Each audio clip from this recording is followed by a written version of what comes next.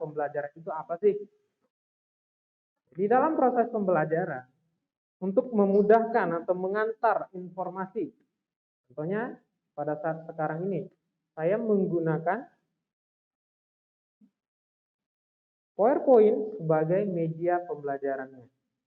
Ada papan tulis, ada video. Kemarin saya menggunakan video yang saya share melalui website sebagai media pembelajaran saya. Nah, sekarang saya menggunakan PowerPoint sebagai media. Media.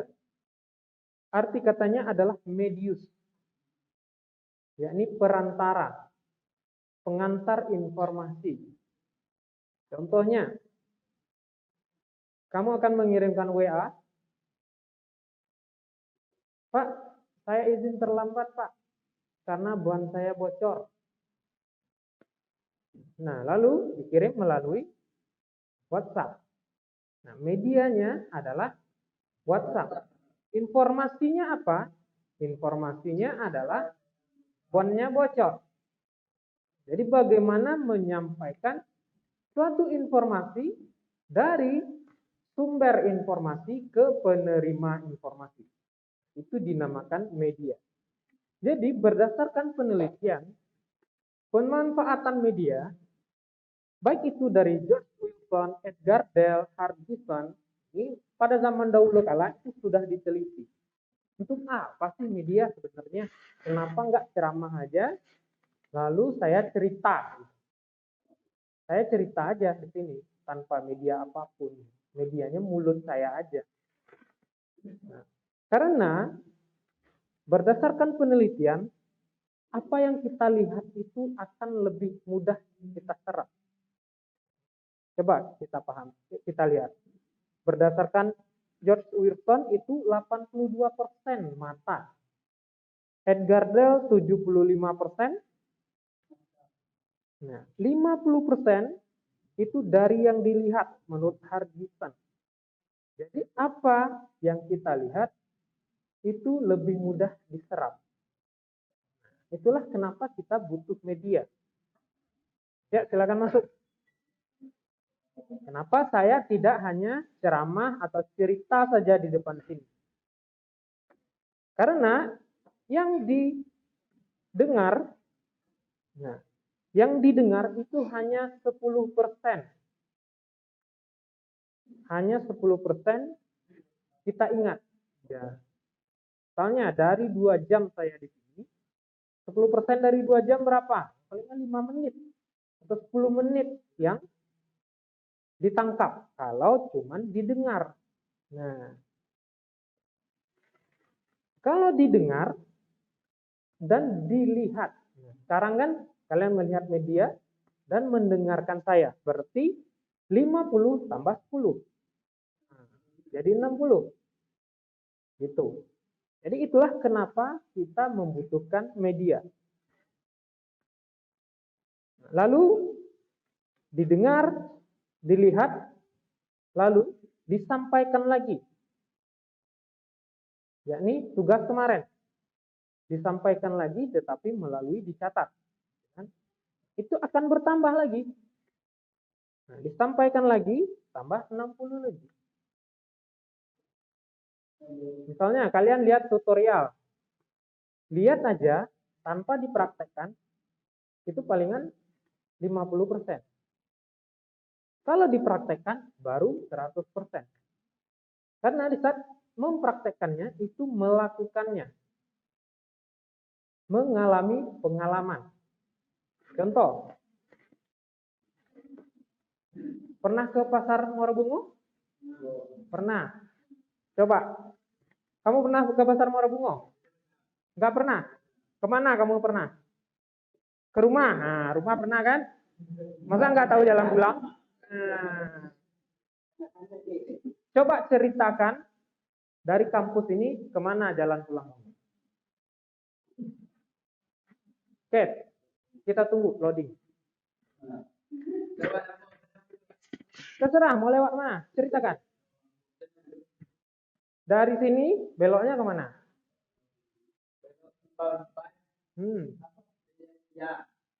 Nah, gini ceritanya. Kalau kita cerita itu runut. Keluar dari gerbang belok kiri, belok kanan. Sampai simpang situ belok kiri, belok kanan. Nah, gitu cerita. Kronologis cerita. Coba. Nah, rumah di mana? Aduh, amnesia. Nah, ini tipe-tipe yang kalau ngutang sering lupa. Jalan pulang aja lupa. Siapa namanya? Jangan-jangan lupa juga. Rizky. Nah, Rizky, coba ceritakan kronologis kalau kamu pulang.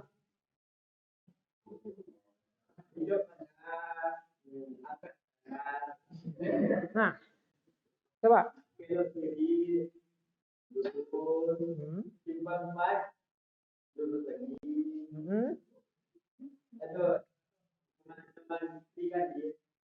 Ya.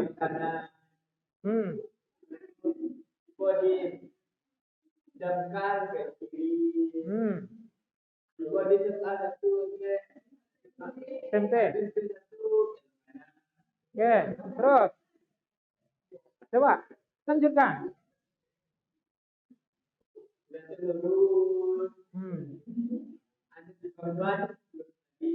Oke. Ya.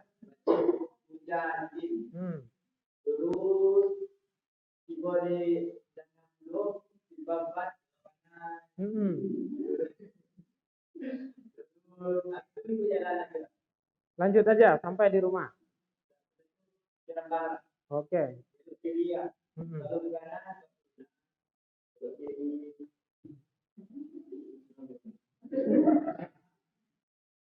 Oke. Nah, kenapa dia paham, memang sangat paham jalan pulangnya? Karena sudah mengalami, ada pengalamannya.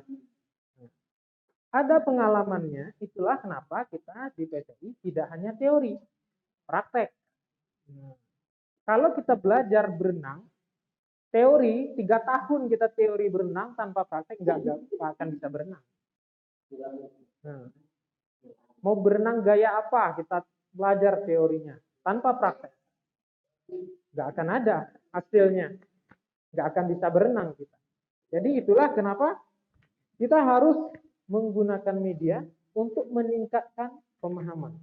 Kalau hanya saya ngomong saja, berarti menggunakan indera telinga.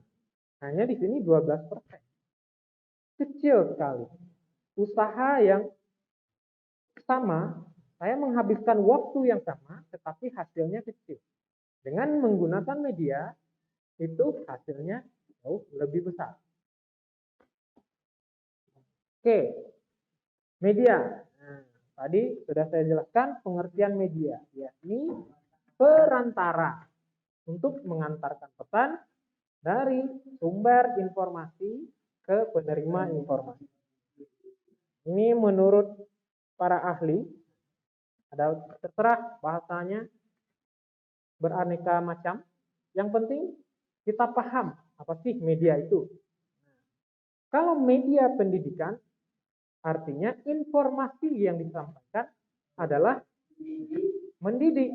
Nah, informasi yang mendidik. Informasi yang bernuansa pendidikan.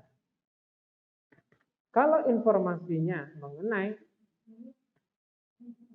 siapa yang terpilih di pemilu tahun ini, pasti informasinya bukan mengenai pendidikan, tapi mengenai politik.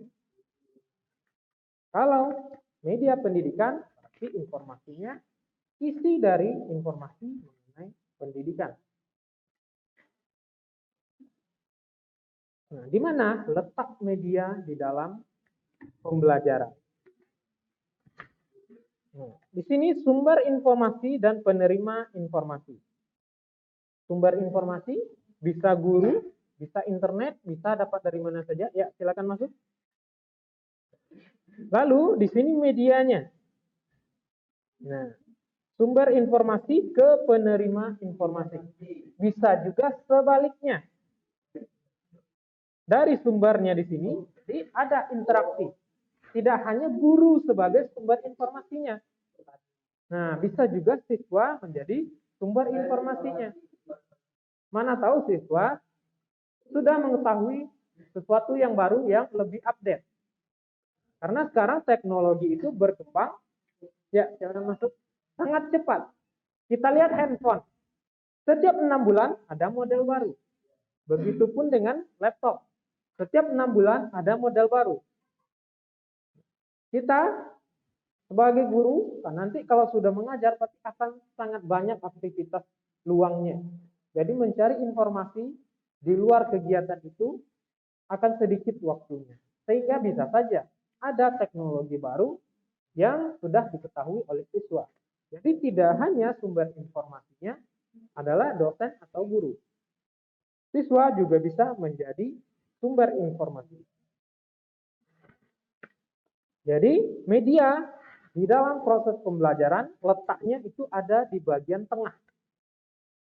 Jadi inti pusat dari pembelajaran. Di mana media ini akan menjadi perantara antara pengajar dan siswa.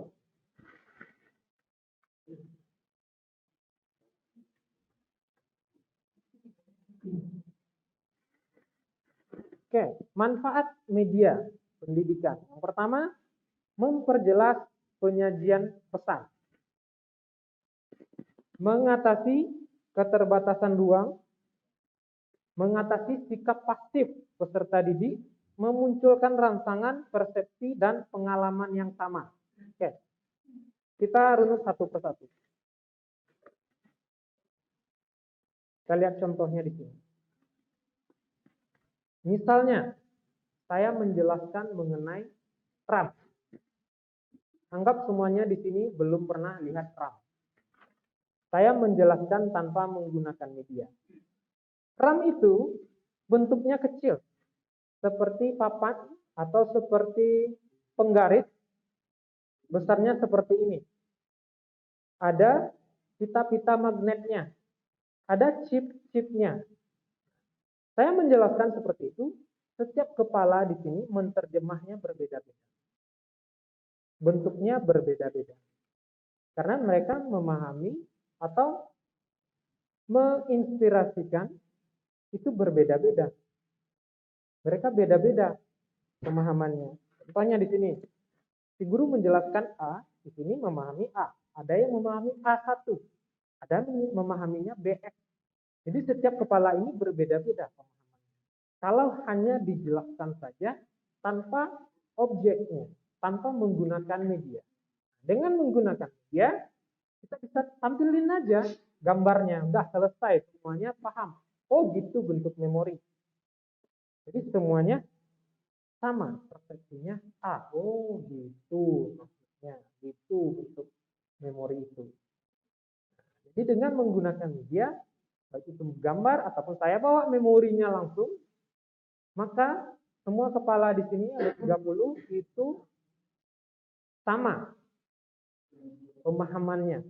Apa yang saya jelaskan artinya persepsinya sama.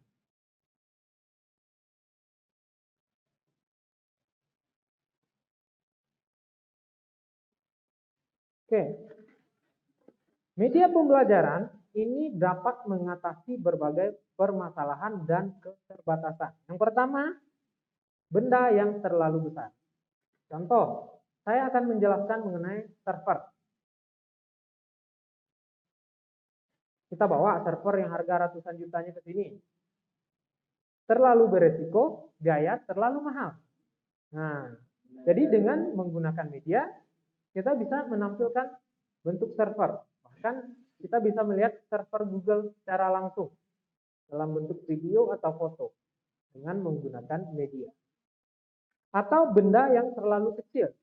Nah, misalnya mengenai inti atau prosesor itu kan susunan dari MOSFET atau kondensator apa sih namanya? Lupa saya. Yang jumlahnya jutaan. Microchip. Microchip yang jumlahnya jutaan yang sudah tidak bisa dilihat oleh mata lagi. karena yang menyusunnya dan memasangnya itu adalah komputer. Atau contoh lainnya, di mata pelajaran fisika, penjelasan mengenai atom. Gimana kita melihat atom? Susunan atom, inti atom. Nggak bisa kita lihat dengan mata secara langsung. Sehingga kita membutuhkan media. Atau kejadian yang terjadi di masa lalu. Misalnya mengenai sejarah, itu kan G30 SPKI, itu kan ada filmnya.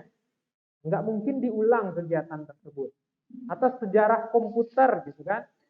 Nah, yang dulu komputernya sebesar ini, komputer saya dulu yang pertama kali hidup MP3 itu bisa hang aja. Kita biarkan dia aja, dia menyala, nanti sendiri hang sendiri dia. MP3, sekarang handphone sudah bisa MP3. Lalu objek atau proses yang sangat rumit. Nah, contohnya tadi cara kerja komputer. Kalau kita lihat komputer dihidupkan, kok bisa datanya? Nggak kelihatan kan? Prosesor itu ngantar data kemana? Memori itu nyimpen datanya kayak gimana? Dan hard disk itu gimana? Dia naruh datanya. Dia cuman seperti piringan atau CD. CD itu kalau kita lihat, nggak ada mana datanya, nggak bisa dilihat, gitu kan? Jadi prosesnya rumit karena dalam bentuk binary, sehingga kita bisa menggunakan media.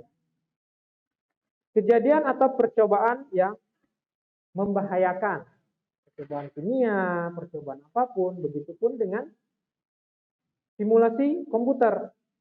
Kalau kita langsung saja perakitan komputer, kan? Kabelnya colok kemana?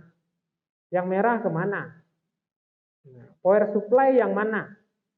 Tentu harus kita pahami dulu. Teorinya dulu, kita gunakan media, bahkan ada simulator perakitan PC, perakitan komputer. Ada simulatornya. Kita bermain seperti main game. Kita mau spek komputer seperti apa, nanti kita susun sendiri. Ada gamenya. Waalaikumsalam. Dan peristiwa alam, contohnya letusan gunung berapi, sudah saya jelaskan juga di pertemuan pertama. Peristiwa alam, tsunami misalnya, itu kan nggak bisa kita lihat secara langsung. Mau lihat secara langsung ya mati dia. Sehingga kita butuh media.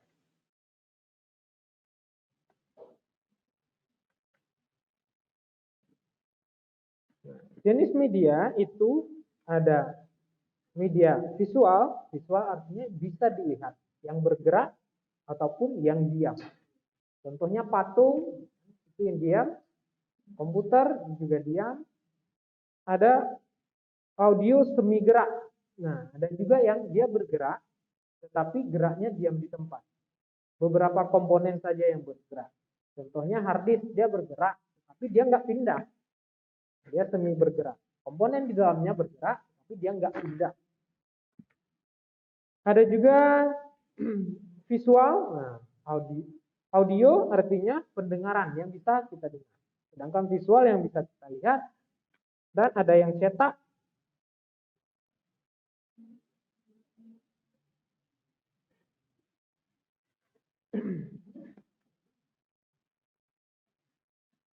Nah, ini media menurut Briggs. Jadi ini menurut Briggs, ini pada zaman dulu ya, udah lama dulu. Ini contoh-contoh media yang dia berikan. Sekarang itu zaman sudah berkembang. Rata-rata di sini itu sudah tidak digunakan lagi. Dulu waktu saya SD itu pernah guru mengajarkan dengan televisi. Jadi diputarkan melalui CD. Jadi waktu itu sedang CD adalah teknologi terbaru pada saat saya SD. Lalu guru memutarkan sebuah cerita sejarah menggunakan CD tersebut. Lalu kita disuruh menceritakan kembali, menulis bagaimana kesimpulan dari ceritanya. Jadi televisi itu digunakan untuk sebagai media. Di mana di dalam televisi tersebut diputarlah suatu film. Rata-rata ini sekarang tidak banyak digunakan lagi karena sudah out to date.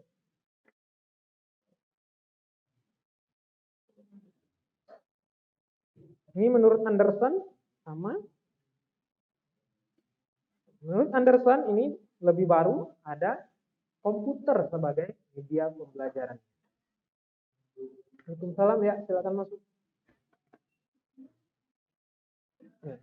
Dan ada juga manusia dan lingkungan sebagai medianya. Gimana? Jadi maksudnya, misalnya kita membutuhkan seorang entrepreneur atau pengusaha. Gimana dia bisa sukses dalam menjadi pengusaha? Sehingga kita membutuhkan cerita dia, pengalamannya untuk mengajarkan atau berbagi ke khalayak ramai. Sehingga kita membutuhkan seseorang, ini manusia sebagai medianya, dan lingkungan, oleh lingkungan. Misalnya mengamati fotosintesis, kita ajak siswa-siswa itu keluar kelas. Jadi pembelajaran tidak hanya di kelas. Dan ada komputer.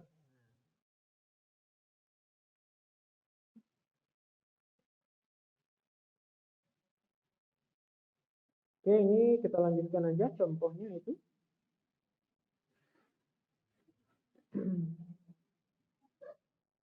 Oke, ini bagaimana kita memilih media yang tepat untuk pembelajaran.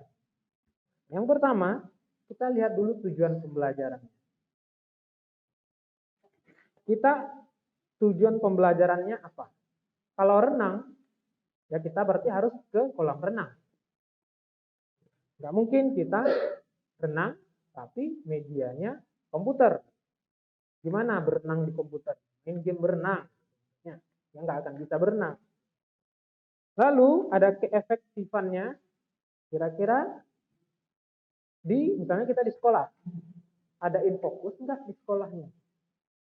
Kita menggunakan media komputer, ada infokus nggak? Listrik tersedia nggak di sana? Mau nyalakan infokus, butuh listrik. Kalau nggak ada listriknya gimana? Lalu peserta didiknya. Kalau jumlah peserta didiknya sedikit, kita sesuaikan juga dengan medianya. Misalnya, dalam satu ballroom hotel, misalnya kelasnya dari ujung sana sampai sini, gitu. Berarti kita butuhkan media proyeksi yang jauh lebih besar. Kalau kita gunakan media gambar atau patung, itu yang belakang nggak kelihatan. Nah, kita harus sesuaikan dengan kondisi di lapangan bagaimana. Biaya. Nah, biaya juga harus dipertimbangkan. Membutuhkan, biayanya sangat mahal. Tapi mau mengajarkan siswa yang 30 orang. Jadi itu tidak efektif dalam segi biaya. Biaya yang harus dikeluarkan terlalu besar. Fleksibilitas. Ini juga perlu bisa dibawa kemana saja. Keamanan dan kenyamanan. Apakah aman media tersebut digunakan untuk siswa atau digunakan pada saat pembelajaran. Jangan sampai mengancam nyawa siswa. Lalu kemampuan pengguna. Ini seperti tugas akhir kita nanti, kita akan membuat media pembelajaran interaktif. Kalau kita terapkan di SD, kira-kira anak SD sekarang sudah bisa nggak pakai komputer? Jadi kita harus perhatikan penggunanya. Percuma saja kita buat media bagus-bagus, tetapi nggak ada yang bisa pakai. Nggak ada yang bisa pakai, ya media yang kita buat useless. Nggak ada kemanfaatannya.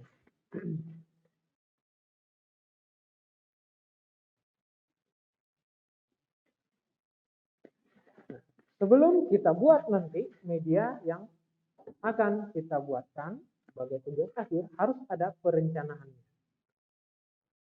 Kita harus melihat apa tujuan pembelajaran media yang akan kita buat. Harus kita susun. Lalu tujuannya kita rumuskan jika belum ada. Kalau sudah ada kita lanjutkan. Lalu memilih, memodifikasi, menganalisa, mengembangkan materi pembelajaran agar sesuai dengan media yang kita buatkan. Lalu setelah kita buatkan, tentu harus ada feedbacknya untuk mengetahui kelebihan, kelemahan, kekurangan, penambahan media yang sudah kita buat. Setelah kita buat, lalu kita terapkan, tentu harus ada evaluasinya. Bagaimana hasil dari media yang kita kembangkan? Apakah dapat meningkatkan nilai siswa atau pemahaman siswa atau tidak? Itu harus ada evaluasi.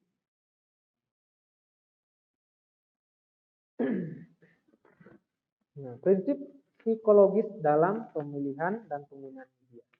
Media itu harus memotivasi.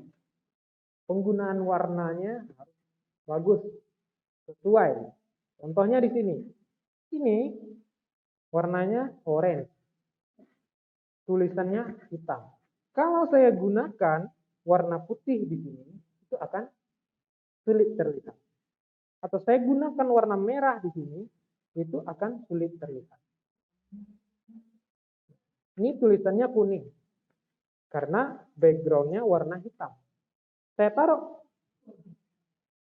tulisannya warna merah tua di sini, itu sulit untuk dilihat.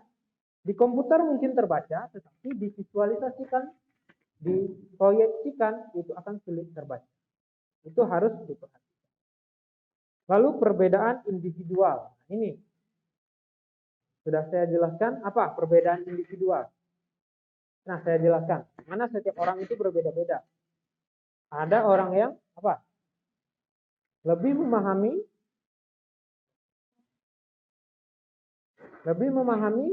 dia lebih memahami sesuatu dengan mendengar. Ada yang dengan melihat. Ada yang dia belajarnya harus sambil dengar musik. Atau dia belajarnya harus tengah malam. Jadi harus dia biasanya besok tugas, nah, setengah jam sebelum kuliah baru bikin. Nah, atau di saat kuliah kalau ngumpulnya terakhir gitu kan, nah, bikin dulu. Atau pagi datang cepat-cepat, mau nyontek punya teman. Kan? Oke, lalu harus terstruktur. Ini bahasanya organisasi isi, maksudnya adalah terstruktur. Dari awal sampai akhir kita susun strukturnya. Lalu persiapan sebelum belajar harus ada emosi, partisipasi, dan umpan balik. Ini namanya interaktif. Nanti harus ada umpan balik. Apakah yang dipelajari sudah paham atau belum? Atau jika dia ingin mempelajari materi A, maka dia klik materi A akan muncul materi A. Itu namanya umpan balik. Harus ada latihan dan penerapannya.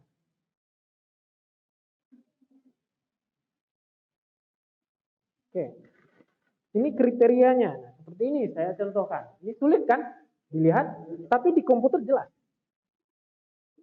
Nah, kenapa saya kasih background putih? Ini contohnya. Warnanya hijau, backgroundnya putih. Ini namanya interaksi manusia dan komputernya kurang. Karena backgroundnya putih, tulisannya hijau. Kalau backgroundnya hitam, tulisannya hijau, akan terlihat. Nah, jadi nanti kalian tugas akhirnya itu juga harus diperhatikan. Interaksi manusia dengan komputernya harus bagus. Oke, lalu bagaimana dengan komputer sebagai media pembelajaran? Bagaimana komputer sebagai pemanfaatan? Jadi, materi yang saya sampaikan barusan itu adalah media pembelajaran.